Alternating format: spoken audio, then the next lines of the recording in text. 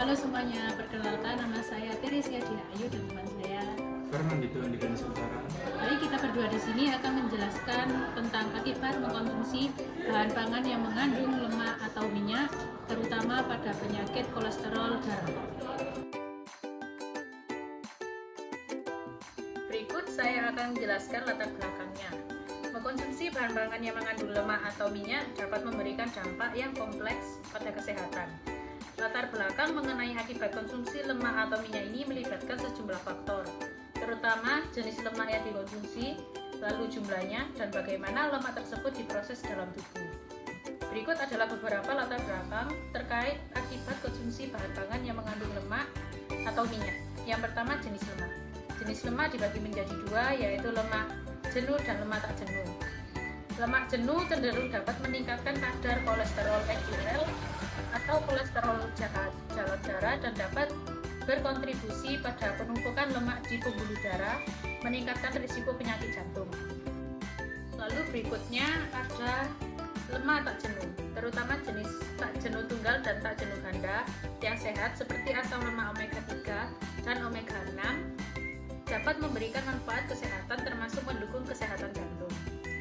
Lalu yang kedua ada jumlah konsumsi lemak. Konsumsi lemak yang berlebihan, terutama jika melebihi kebutuhan energi tubuh, dapat menyebabkan kelebihan berat badan atau obesitas. Obesitas sendiri merupakan faktor risiko untuk berbagai penyakit, termasuk diabetes tipe 2, penyakit jantung, dan beberapa jenis kanker. Lalu yang ketiga, proses pengolahan lemak. Pengolahan minyak atau lemak dalam proses industri tertentu seperti hidrogenasi parsial dapat menghasilkan lemak trans. Lemak trans terkait dengan peningkatan risiko penyakit jantung dan pembuluh darah. Lalu berikutnya keempat, penyakit kardiovaskular.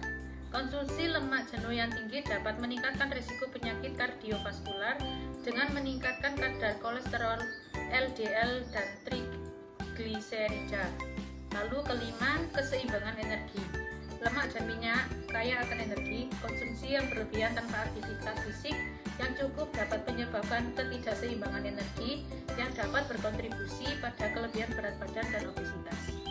Berikutnya keenam, peran penting lemak dalam tubuh. Meskipun terlalu banyak lemak dapat berdampak negatif. Penting untuk diingat bahwa lemak juga penting bagi fungsi tubuh. Lemak berperan dalam penyerapan vitamin tertentu, pembentukan sel, dan fungsi lainnya. Berikutnya ada tujuan, yaitu untuk mengetahui akibat dan cara pencegahan yang ditimbulkan dari mengkonsumsi bahan pangan yang mengandung lemak atau minyak, terutama pada makanan cepat saji. Berikut ada beberapa pembahasan.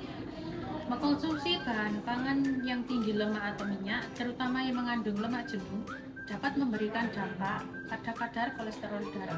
Yang pertama, peningkatan kolesterol LDL, yang kedua penurunan kolesterol HDL, yang ketiga meningkatkan trigliserida, keempat pengaruh lemak, kelima pembentukan plak aterosklerosis, keenam hubungan dengan penyakit jantung, dan seterusnya. Ini akan dijelaskan oleh teman saya. Baik, di sini saya akan melanjutkan penjelasan dari teman saya sebelumnya, yaitu yang pertama ada peningkatan kolesterol LDL, yaitu lemak jenuh yang tinggi dalam makanan dapat meningkatkan kadar kolesterol LDL atau yang biasa disebut low density lipoprotein atau yang dikenal sebagai kolesterol jahat. Kolesterol LDL yang tinggi dapat berkontribusi pada penumpukan plak di dinding pembuluh darah, meningkatkan risiko penyakit jantung dan stroke. Yang kedua, ada penurunan kolesterol HDL, yaitu beberapa makanan tinggi lemak juga dapat berpengaruh pada kadar kolesterol HDL atau yang biasa disebut high density lipoprotein atau kolesterol baik. Kolesterol HDL membantu mengangkut kolesterol dari pembuluh darah kembali ke hati untuk diproses sehingga kadar HDL yang rendah dapat meningkatkan risiko penyakit kardiovaskular. Yang ketiga, ada peningkatan triglycerida, yaitu konsumsi lemak berlebih juga dapat meningkatkan kadar triglycerida. Bentuk lain dari lemak dalam darah, tingginya kadar triglycerida terkait dengan risiko penyakit jantung dan masalah kesehatan lainnya. Yang keempat, ada pengaruh lemak trans, yaitu minyak yang mengandung lemak trans yang dapat dihasilkan selama proses hidrogenasi parsial dapat meningkatkan kadar kolesterol LDL dan menurunkan kadar kolesterol HDL. Lemak trans juga dapat merusak pembuluh darah dan meningkatkan risiko penyakit jantung. Yang kelima, ada pembentukan plak aterosklerosis, yaitu kadar kolesterol yang tinggi dalam darah dapat menyebabkan pembentukan plak aterosklerosis, yaitu lapisan kolesterol dan zat-zat lain di dinding pembuluh darah. Hal ini dapat menyebabkan penyempitan pembuluh darah dan potensi terjadinya penyumbatan yang dapat mengakibatkan serangan jantung dan stroke. Yang keenam, ada hubungan dengan penyakit jantung dan stroke, yaitu kadar kolesterol yang tidak seimbang dapat menjadi faktor risiko utama penyakit jantung, koroner, dan stroke. Penumpukan plak di pembuluh darah dapat menghambat aliran darah, menyebabkan masalah kardiovaskular. Berikut pencegahan untuk masalah persoalan tadi, yaitu yang pertama, pilih lemak sehat. Yang kedua, konsumsi asam lemak omega 3. Yang ketiga, memperbanyak serat dalam makanan. Yang keempat, memilih daging yang rendah lemak. Yang kelima, aktivitas fisik teratur. Yang keenam, kontrol berat badan. Yang ketujuh, batasi konsumsi kolesterol dari makanan. Yang kedelapan, konsumsi kacang-kacangan dan biji-bijian. Yang kesembilan, batasi konsumsi lemak jenuh dan trans. Baik, kesimpulannya adalah mengkonsumsi bahan pangan yang tinggi lemak atau minyak dapat berkontribusi pada peningkatan kadar kolesterol darah yang dapat gilirannya dalam meningkatkan risiko penyakit kardiovaskular.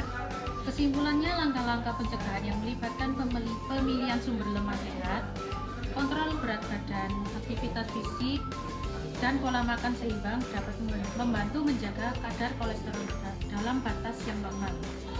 Pentingnya untuk diingat bahwa tidak semua lemak buruk dan beberapa jenis lemak bahkan bermanfaat untuk kesehatan. Oleh karena itu, pemahaman tentang jenis lemak yang dikonsumsi dan memilih lemak sehat dapat menjadi kunci dalam menjaga kesehatan kardiovaskular.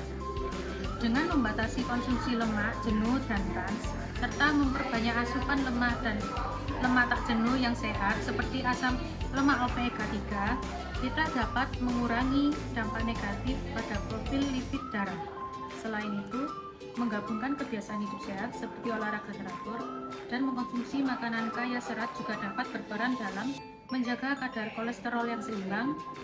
Secara keseluruhan, kesadaran dan tindakan yang terarah terhadap pola makan sehat serta memperhatikan aspek-aspek lain dari gaya hidup dapat membantu melindungi kesehatan jantung dan mencegah potensi masalah kesehatan yang terkait dan meningkatkan kadar kolesterol darah. Sekian dari kami, terima kasih.